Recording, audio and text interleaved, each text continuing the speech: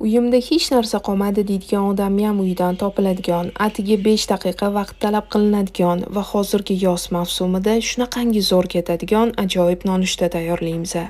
Birinchi navbatda hamma sabzavotlarni to'g'rab olishimiz kerak. Bizga piyoz, bulg'or qalampiri va pomidor kerak bo'ladi. Bundan tashqari sarimsoqni qirg'ichdan o'tkazib olamiz. Hammasini to'g'rab olganimizdan keyin tovaga yog' solishimiz kerak. Men har doimgidek yuqori sifatli lekin hamyonbop narxdagi Vikalina tovasidan foydalandim. Sizlarga ham tavsiya qilaman. Nega deb so'rasanglar, chunki bu tovada hech qaysi taom tagiga olmaydi. Yog' yaxshi qizigandan keyin piyozni solib, nomiga qovuramiz. Keyin esa sarimsoq va bulg'or qalampirini solib, qovurishda davom etamiz. Navbat pomidorga. Pomidorni suv bilan solganinglar ma'qul, o'shanda yana ham mazali chiqadi. Ta'bga ko'ra tuz va paprika solishni unutmaymiz.